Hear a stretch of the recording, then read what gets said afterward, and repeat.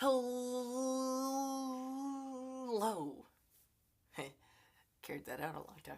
Hello, everyone. I'm Rhinos2099. Yep. Yep. Just joking.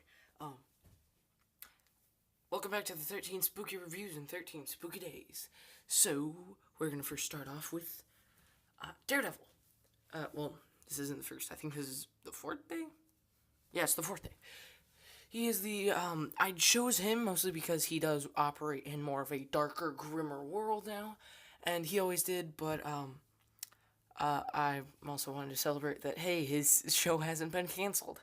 Same with Defenders and Luke Cage and Iron Fist. I do think that they may be just like, oh, we're gonna save all this stuff that's in these two and these seasons that we made. We're just gonna save that, and then we're gonna use that to make a Heroes for Hire TV show or movie. Please do that. I don't want Luke Cage to not have any more show or relevancy because he is one of my favorite superheroes. Same with Iron Fist. I do like Daredevil, and the Defenders were pretty awesome, and they definitely should have got a fourth season. I think it would have even been cool if they fought Punisher or stuff. And it's kind of weird that the two figures that have a show, the two characters that didn't get action figures during the Marvel Knights wave, the first one, are getting canceled. Iron Fist and Luke Cage. They never got a toy until the Defenders box set. But Daredevil, Punisher, and Jessica Jones, who all are still active, I guess. I don't know if they still are. If maybe they will just not do Jessica Jones anymore, or what's his name? Punisher. I do know that Daredevil Season 3 is coming out, which I'm excited for because of Bullseye. Anyway, let's get back to the figure. So, this is the Infinity War version, which is when he had his black, silver, and red suit, which does look very nice. He does come with a couple of, well, one accessory, but for this Marvel Infinity series, or is it now Marvel Legends? He comes with a little baton. Only one, which is my main problem with this figure. Hold on, it's just easier to put the thing in his hand off camera. But he only comes with one, which is my main problem because I need two, and he has one on his arm right here, as you can see, but you can't remove it. It's just there. So, I mean, some poses, sometimes when he's fighting, I can easily have him, like, hit someone in the head with that. But it's really hard because Daredevil is a character who uses two batons, two sticks, and then can put them together and use one longer one. I would have been either fine with a longer one, longer than this, one that he, like, is way longer than this, or two. They should have done that. I do actually like this costume a little bit better because, like, he could blend in more and he has more armor because he's a blind guy jumping through a city, fighting Kingpin, Bullseye, and a couple other people. I do think that he should be wearing armor because you think about it, like, cloth is not going to protect him. Someone could easily just take a gun, like, lock him up and then just shoot him up, and he would be dead. But maybe that's not how I operate. Maybe he's just the most incredible blind guy. What if he isn't even blind? What if he's been lied to? What if he can actually see? That'd actually be kind of funny. I'd love that. But let's go over articulation. So he has this standard, well, what is sort of now standard body mold, which is also shared with the two Spider-Man figures, the Scarlet Spider and the Spider-Man 2-pack. I did not realize that until very recently. He has a ball joint at the head, no waist articulation, which I really do think that these guys should have had. His shoulder goes out that much. Only one joint in the elbow, nothing at the wrist. Just easier if we put that on the side. Ball joint at the hips. Sometimes it does come off, which can make it very annoying, and I'm sorry if this keeps on going out of focus. Double jointed knee, and then he does have the kind of now what is now necessary ankle articulation for every figure, which goes down up that much, and it's on one of those swivelly thingies, so you can get like really wide poses, which Glenn Webb definitely made me love these things.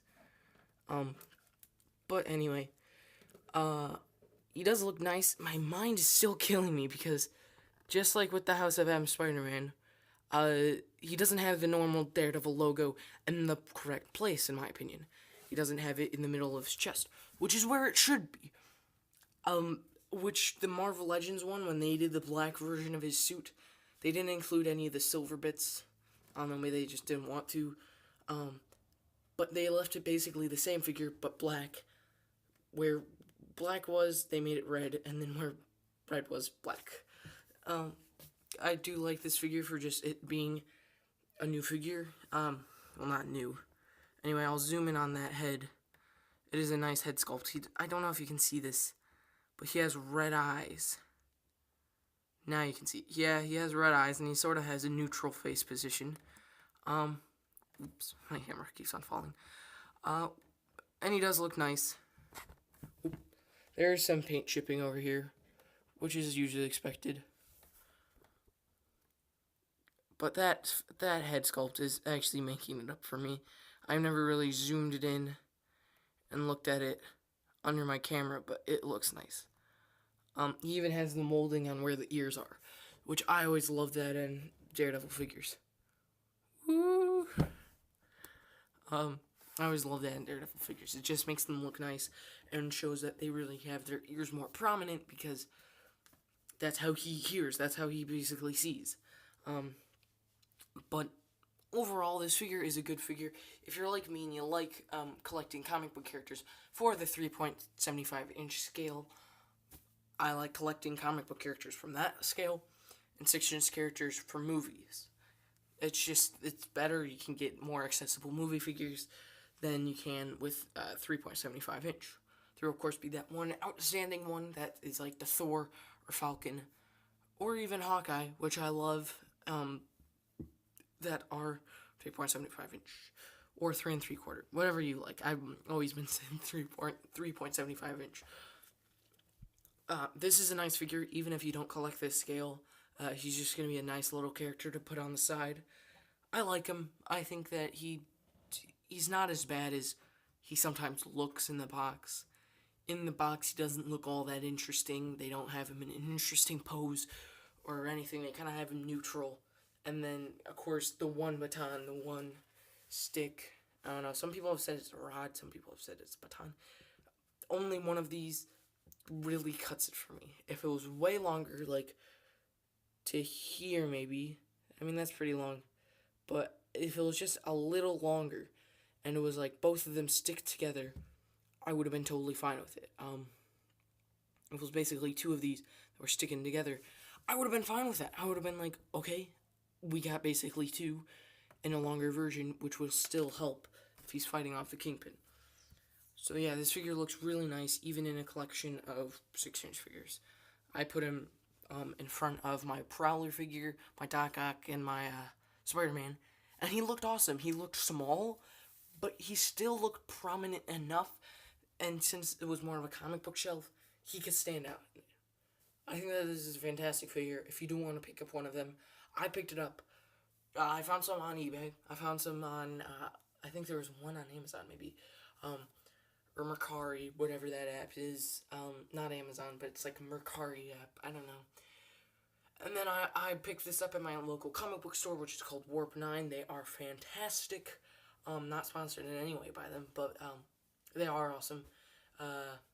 You walk in enough times and they remember me all the time, because I walk in there a lot. Anyway, thank you for watching this 13 spooky days of 13 spooky reviews in 13 spooky days until Halloween, which is the spookiest day ever. I may be Venom. Just gonna leave that out for you. Anyway, see ya. Signing out. Outro. Stuff.